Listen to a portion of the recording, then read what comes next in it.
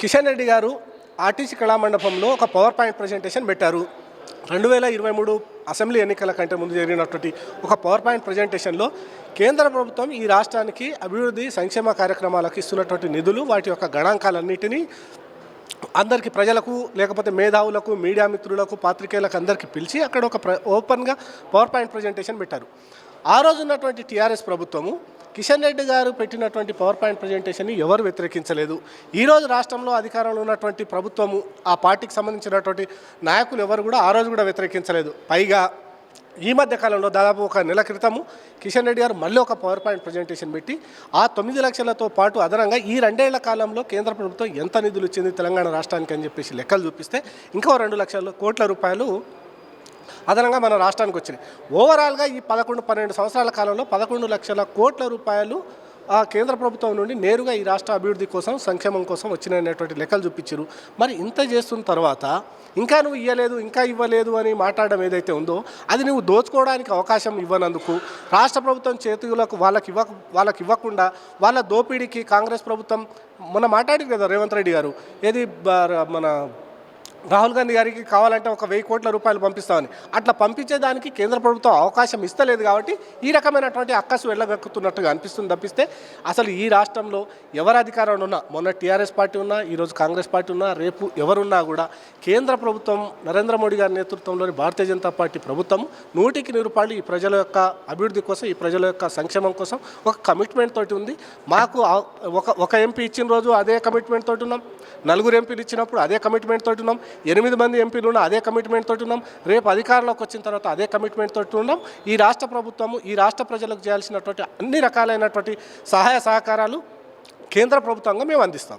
ఇప్పుడు మార్చి 31 తోటి ఆపరేషన్ కగార్, అట్లాగే కేంద్ర ప్రభుత్వం పెట్టుకున్న టార్గెట్ ఏదైతే ఉందో అది కంప్లీట్ కాబోతుంది. దాదాపు చాలామంది కూడా లొంగిపోవడం జరిగింది. అయితే ఇంకా ఒక ముఖ్య నాయకుడు, గణపతి అనే నాయకుడు కూడా ఇప్పటికి కూడా ఇంకా లొంగిపోలేదు. అతను ఒక్కడు లొంగిపోతే దాదాపు నక్సలిజం మొత్తం తుడిచిపెట్టుకుపోయినట్టే అని చెప్పేసి కూడా చాలామంది, అట్లా మొన్న అమిత్ షా కూడా చెప్పడం జరిగింది, మన పోలీసు వాళ్ళు, డీజీపీ వాళ్ళు కూడా చెప్పడం జరిగింది. ఇప్పటివరకు కూడా గణపతి అనే వ్యక్తి లొంగిపోలేదు. దీనిపైన మీ కామెంట్ ఏంటి? ఒకటి, లొంగిపోతున్నటువంటి మాజీ నక్సలైట్ల యొక్క స్టేట్మెంట్లను చూసిన తర్వాత ఈ రాష్ట్రంలో, ఈ దేశంలో నక్సలిజం అనేటువంటిది ఉందా లేదా అనేటువంటిది పూర్తిగా అర్థమైపోతుంది. వాళ్ళు చేసింది తప్పు, మేము తుపాకీ గొట్టం ద్వారా రాజ్యాధికారం సాధిస్తామని చెప్పినాం, ఆ లక్ష్య సాధనలో దిశగా మేము చాలామంది అమాయకులను చంపేసినామని చెప్పేసి మాట్లాడారు ఇదే నక్సలైట్లు. మీరు అన్నట్టుగానే కేంద్ర ప్రభుత్వం మార్చి 31 నాడు డెడ్ లైన్ పెట్టుకుంది కదా. ఈ మార్చి 31 లోపు మీకు ఇంకేమైనా అనుమానాలు ఉంటే ఆ అనుమానాలన్నింటినీ 100% దాన్ని మొత్తం ఫుల్ఫిల్ చేసేస్తాం. నక్సలిజం అనేటువంటి మార్చి 31 తోటి అంతమవుతుంది. మీరు చెప్పినటువంటి గణపతి, పశుపతి, ఇంకే పతులు ఉన్నా కూడా వాళ్ళు ఈ దేశంలో కాదు, ఖండాంతరాల అవతల ఎక్కడున్నా, సప్త సముద్రాల అవతల ఉన్నా కూడా లాక్కొస్తారు. మొత్తాన్ని నక్సలిజం అనేటువంటి దాన్ని రూపుమాపే దిశగా కేంద్ర ప్రభుత్వం ఆ కమిట్మెంట్ తోటి పనిచేస్తుంది. మార్చి 31 తర్వాత మీరు ఏ రకమైనటువంటి ప్రశ్నలు అడిగినా దానికి చెప్పడానికి నేను సిద్ధంగా ఉంటా. 100కి 100 ఈ దేశంలో నక్సలిజం అనేటువంటిది అంతమవుతుంది. ప్రజలకు అభివృద్ధి సంక్షేమ కార్యక్రమాలు అందుతాయి. ఎందుకంటే ఛత్తీస్గఢ్, జార్ఖండ్, బీహార్ లాంటి రాష్ట్రాలలో అక్కడ ఉన్నటువంటి ఆదివాసీలు కావచ్చు, గిరిజనులకు కావచ్చు, ఈ రోజు వరకు రోడ్డు సౌకర్యాలు లేవు. ఈ రోజు వరకు కనీసం ఒక వీధి దీపాలు లేనటువంటి పరిస్థితి, ఈ రోజు వరకు ఒక చిన్న హాస్పిటల్ లేనటువంటి పరిస్థితి, ఈ రోజు వరకు ఒక చిన్న స్కూల్స్ లేనటువంటి పరిస్థితులు. ఈ రోజు కూడా ఆదివాసులు, గిరిజనులు ఈ రకమైనటువంటి అన్ని మౌలిక సదుపాయాలు అందుకోలేక ఇంకా అదే అడవుల్లో మగ్గుతూ ఉండడం, అదే జీవనాన్ని కొనసాగిస్తూ ఇంకా దుర్భరమైనటువంటి పరిస్థితులలో ఉన్నారు. ఆ పరిస్థితుల నుండి బయటపడేదానికోసం మార్చి 31 నాటికి నక్సలిజం అనేటువంటిది అంతమవుతుంది. మీరు చెప్పినటువంటి వ్యక్తులు ఎంతటి వాళ్ళైనా ఎక్కడున్నా కూడా వాళ్ళనందరినీ కూడా ఈడ్చుకొచ్చి ఇక్కడ ప్రజల ముందు నిలబెట్టేటువంటి ప్రయత్నం 100కి 100% చేస్తాం. మార్చి 31 తర్వాత ఈ దేశంలో ఒక రకమైనటువంటి వాతావరణాన్ని కేంద్ర ప్రభుత్వం నిర్మిస్తుంది. అంటే మీరు చెప్తుంది కరెక్ట్ ఉంది. కాకపోతే అక్కడ అడవుల్లో ఉన్న వాళ్ళు అడవులను రక్షిస్తున్నారు నక్సలైట్లు అని చెప్పేసి మావోయిస్టులు అని కూడా చెప్తున్నారు. కానీ మీరు మాత్రం ఇప్పుడున్న బీజేపీ ప్రభుత్వం కార్పొరేట్ శక్తులకు లొంగిపోయి వీళ్ళందరినీ తుడిచిపెట్టి అక్కడ ఉన్న కనీస సంపదన ఏదైతే ఉందో వాటన్ని దోచుకోవడానికే ఇట్లాంటి ఒక ఆపరేషన్ కగారని చేపడుతున్నారని చెప్పేసి కూడా ప్రతిపక్షాలు విమర్శిస్తున్నారు. మీరు ఈ మధ్యన ఆయన లొంగిపోయినటువంటి సోను దాదా, మల్లోజుల వేణుగోపాలరావు వారి యొక్క ఇంటర్వ్యూని చూసిరో లేదో ఒకసారి ఆ ఇంటర్వ్యూని చూడండి. అసలు అటవీ సంపదను దోచుకుంటున్నది ఎవరు, అక్కడ ఉన్నటువంటి ఖనిజ సంపదను దోచుకుంటున్నది ఎవరు, అక్కడ కార్పొరేట్ శక్తులకు ఒత్తాసు బలుకుతున్నది ఎవరు, అక్కడ కార్పొరేట్ శక్తులకు ఎర్రతివాచీలు పరిచింది ఎవరు అనేటువంటిది వారి యొక్క ఆ ఇంటర్వ్యూని చూస్తే అర్థమవుతుంది. వారు ఒకటి చెప్తారు కదా, మీరు జనరల్గా మీలాంటి జర్నలిస్టు ఉండి ఎవరైనా అడిగినప్పుడు మీకు ఎట్లా అక్కడ ఆదాయ వనరులు ఎట్లా, మీ ఖర్చులకు ఎట్లా వచ్చినాయంటే మేము అడవుల్లో ఉండేటువంటి కాంట్రాక్టర్ల మీద కార్పొరేట్ వాళ్ళ మీద మేము ట్యాక్సులు వేస్తాం కదా అంటున్నారు. ట్యాక్సులు వేయడానికి మీరు ఎవరంటే మేము కూడా ఒక సమాంతర ప్రభుత్వము, అందుకని మేము కూడా వాళ్ళ మీద ట్యాక్సులు వేస్తున్నాం అన్నారు. నేను లొంగిపోయేటువంటి సందర్భంలో 6 కోట్ల రూపాయల నగదు, అదేవిధంగా 6 కేజీల బంగారాన్ని నా తర్వాత కమాండర్గా వచ్చినటువంటి వ్యక్తికి అప్పచెప్పి వచ్చిన అనేటువంటిది మల్లోజుల వేణుగోపాల్ చెప్పారు, నేను చెప్పలే. Mallojula Venugopal is one of the toppest commanders in Naxalism. నక్సలైట్లలో ఆయన ఒక పెద్ద స్థాయిలో ఉన్నటువంటి వ్యక్తి. ఆయనే అన్నారు 6 కోట్ల రూపాయలు 6 కిలోల బంగారము మొత్తం అక్కడ అప్పచెప్పి వచ్చానంటే ఈ అడవులను అడ్డం పెట్టుకొని, ఆదివాసులను అడ్డం పెట్టుకొని ఖనిజ సంపదను దోచుకుంటున్నది ఎవరు, కార్పొరేట్ శక్తులకు ఒత్తాసు పలుకుతున్నది ఎవరు, కార్పొరేట్ శక్తుల ద్వారా లబ్ధి పొందుతున్నది ఎవరు అనేటువంటి చాలా స్పష్టంగా అర్థమవుతా ఉంది కదా.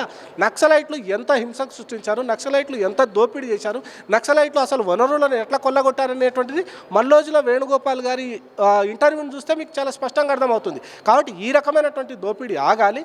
ప్రభుత్వం ద్వారా ఆ గిరిజన ప్రాంతాల్లో జరగాల్సినటువంటి అభివృద్ధి కావచ్చు, ఆ గిరిజనులకు అందాల్సినటువంటి సంక్షేమ కార్యక్రమాలు కావచ్చు, ఆ గిరిజనులకు మౌలిక సదుపాయాలు కావచ్చు, అది స్కూళ్ళు కావచ్చు, హాస్పిటళ్ళు కావచ్చు, లేకపోతే ఇతరత్ర సదుపాయాలు కావచ్చు, అవన్నీ ప్రభుత్వం ద్వారా అందాలనేటువంటి ఉద్దేశంతో కేంద్ర ప్రభుత్వం చాలా స్ట్రిక్ట్గా యాక్షన్ తీసుకుంటూ ఉన్నది. కాబట్టి వీళ్ళేదో పైన మాట్లాడేటువంటి కార్పొరేట్ శక్తులకు ఒత్తాసు పలుకుతుంది, కార్పొరేట్ శక్తులకు ఏదో ఖనిజ సంపదను వాళ్ళకు అప్పచెప్పేటువంటి ప్రయత్నాలు చేస్తున్నటువంటి కల్లబొల్లి కబుర్లను అవి గతంలో ఎప్పుడో మనకు అవగాహన లేనటువంటి రోజులలో, ఇంత అవేర్నెస్ లేనటువంటి యుగంలో జరిగినాయి. కానీ ఈ రోజంతా కూడా అప్డేట్ అవుతా ఉన్నది, ఈ రోజంతా కూడా మనం ఎడ్యుకేట్ అవుతా ఉన్నాము. ఇప్పటి ఈ యుగంలో వాళ్ళ యొక్క మాటలు నమ్మరు కాబట్టి వాళ్ళు బయటకు వస్తూ ఉన్నారు. వాళ్ళు చెప్పేటువంటి అవన్నీ అబద్ధాలు, వాళ్ళు చెప్పే దాంట్లో నిజాలు ఎంత ఉన్నాయి, వాళ్ళు ఎంత అటవీ సంపదను దోచుకుంటున్నారు అనేటువంటిది వాళ్ళ యొక్క ఇంటర్వ్యూస్ను చూస్తే అర్థమవుతుంది. ఇప్పుడు లొంగిపోయిన నక్సలైట్లు కూడా కొందరు అంటే జనజీవన స్రవంతులు కలిసిన వాళ్ళు కూడా రాజకీయాలలోకి రావాలని ఉందని చెప్పేసి కూడా కొందరు తమ అభిప్రాయం వ్యక్తం చేశారు. మీరు చెప్పిన ఇప్పుడు మల్లోజుల వేణుగోపాల్ కూడా రాజకీయాలలోకి వచ్చే అవకాశం కూడా ఉన్నట్టుగా సూచనప్రాయంగా చెప్పారు. అంటే అట్లాంటి వాళ్ళు వస్తే మీరు ఆహ్వానిస్తారు? ఒకటి, మనం ఆహ్వానించకపోవడం అనేటువంటి మన చేతుల్లో లేదు.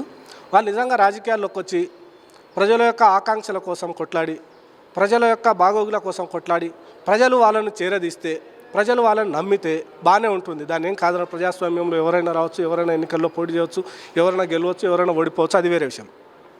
కానీ ఇంతకాలం నువ్వు తుపాకీ గొట్టం ద్వారానే రాజ్యాధికారం సాధిస్తాము, తుపాకీ గొట్టం ద్వారానే మేము అధికారంలోకి వస్తామని చెప్పినటువంటి మాటలు ఇవి తప్పుడు ప్రకటనలు అనేటువంటిది వాళ్ళు ఒకటి స్పష్టం చేయాల్సినటువంటి అవసరం ఉంది. నెంబర్ 1. రెండవది, ఎప్పుడైతే వాళ్ళని వ్యతిరేకించేటువంటి వ్యక్తులు కావచ్చు, వాళ్ళకు సైద్ధాంతిపరంగా వ్యతిరేకులుగా ఉన్నటువంటి వాళ్ళను వర్గశత్రు నిర్మూలన పేరు మీద చంపినటువంటి వ్యక్తులు కావచ్చు, లేకపోతే విధి నిర్వహణ నిర్వహించేటువంటి పోలీసులను అకారణంగా చంపడం కావచ్చు, లేకపోతే అమాయకమైనటువంటి గిరిజనులు కావచ్చు, అమాయకమైనటువంటి ప్రజలను ఇన్ఫార్మర్ల పేర్ల మీద చంపినటువంటి వ్యక్తులను కావచ్చు, వాళ్ళ కుటుంబాల దగ్గరికి వెళ్ళాలి, వాళ్ళకి క్షమాపణలు చెప్పాలి. వాళ్ళ కాళ్ళు గడిగి నెత్తిన జల్లుకున్న తర్వాత రాజకీయాల్లోకి వచ్చినా, లేకపోతే ఇంకో బాట పట్టినా కూడా అది వేరే విషయం అవుతుంది. కానీ ముందైతే చేయాల్సినటువంటి పనులు ఇవన్నీ, ఇవి చేసిన తర్వాత వాళ్ళ రాజకీయాల గురించి మాట్లాడితే బాగుంటుంది. కొందరు రాజకీయాలలోకి వచ్చి కూడా సక్సెస్ అయిన వాళ్ళు కూడా ఉన్నారు. ఇప్పుడు ఎమ్మెల్యేలుగా, ఇప్పుడున్న ప్రభుత్వంలో మంత్రులుగా, ఎంపీలుగా కూడా కొనసాగుతున్నారు. అదే అందుకనే అంటున్నాను నేను, నిజంగా వాళ్ళు వచ్చి ప్రజలకు సేవ చేస్తారనుకుంటే, లేకపోతే ప్రజలు వాళ్ళు ఇచ్చేటువంటి హామీలు కావచ్చు, ప్రజలు వాళ్ళ యొక్క విధి విధానాలను ప్రజల ముందు పెట్టేటువంటి క్రమంలో ప్రజలు వాళ్ళను నమ్ముతారా లేదా అనేటువంటి చూడాల్సినటువంటి అవసరం ఉంది. మీరు చెప్పినట్టుగా కొంతమంది నక్సలైట్లు ఎమ్మెల్యేలు అయినారు, ఎంపీలు అయినారు, మినిస్టర్లు అయినారు.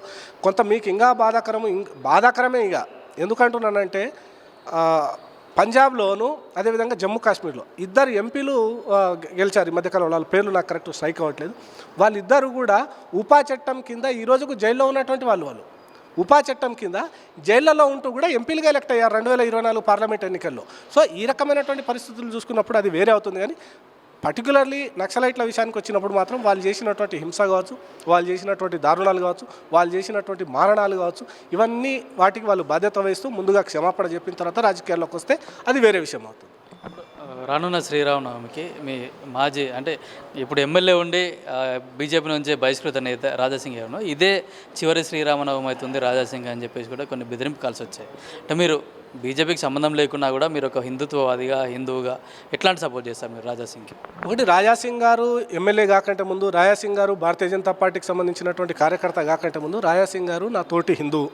నా తోటి హిందువు మీద ఏదైనా ఒక దాడి జరుగుతున్నప్పుడు, లేకపోతే దాడి జరుగుతుంది జరుపుతామనేటువంటి బెదిరింపు వచ్చినప్పుడు 100% మనం ఎవరమైనా కూడా దానికి సపోర్ట్ చేయవలసింది. రాజాసింగ్ గారు గతంలో కూడా శ్రీరామనవమి ఉత్సవాలు జరిపారు, గతంలో కూడా శోభాయాత్రలు తీసిరు, గతంలో కూడా ఈ రకమైనటువంటి బెదిరింపులే వచ్చినాయి. అయినా కూడా రాజాసింగ్ గారు బెదరలేదు. రాజాసింగ్ గారి వెనుక ఉన్నటువంటి వానరసేన బెదరలేదు. రాజాసింగ్ గారి వెనుక ఉన్నటువంటి శ్రీరామ భక్తులు ఎవరు బెదరలేదు. కాబట్టి వాళ్ళు బెదిరించేటువంటి బెదిరింపులకు హిందువులుగా లేకపోతే శ్రీరామ భక్తులుగా ఎవరు కూడా భయపడతారనుకుంటే వాళ్ళంతా మూర్ఖులు ఉండరు. రాజాసింగ్ గారు నూరేళ్లు బతుకుతారు.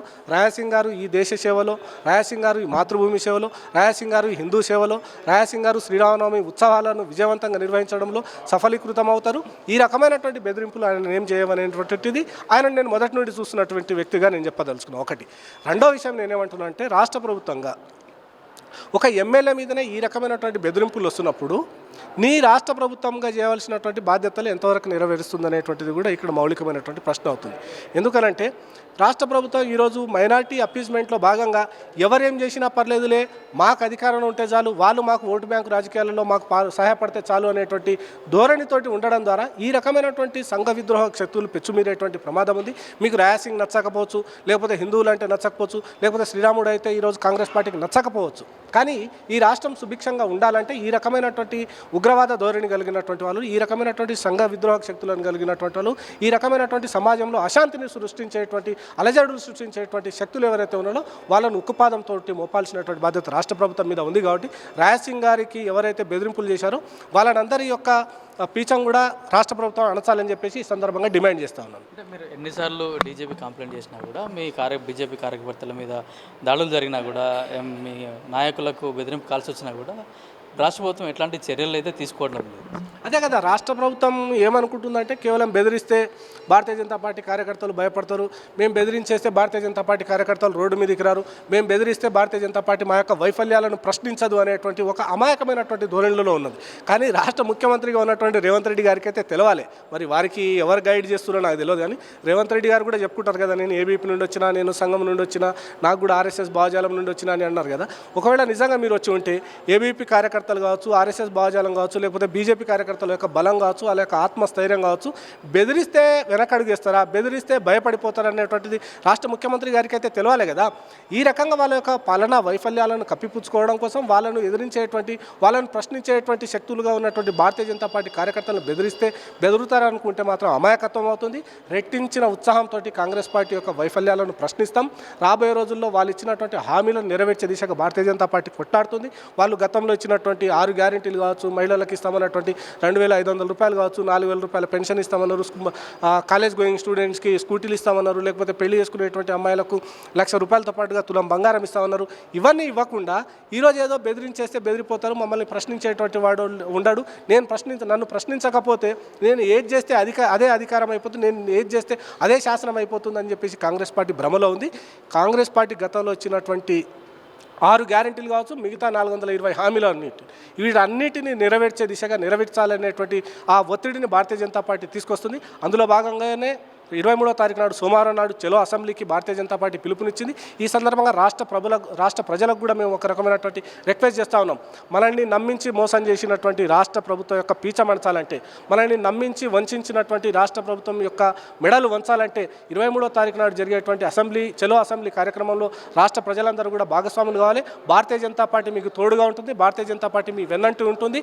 మీ యొక్క హక్కులను సాధించే దాంట్లో భారతీయ జనతా పార్టీ మీకు 100% నైతికంగా మద్దతు తెలియజేస్తుంది. మీ యొక్క ఉద్యమాలలో మేము భాగస్వాములం అవుతామని చెప్పేసి ఈ సందర్భంగా విజ్ఞప్తి చేస్తూ 23వ తారీఖు నాడు జరిగేటువంటి చలో అసెంబ్లీ కార్యక్రమంలో రాష్ట్ర ప్రజలందరూ కూడా పాల్గొనాలని చెప్పేసి భారతీయ జనతా పార్టీ పిలుపునిస్తూ ఉన్నది.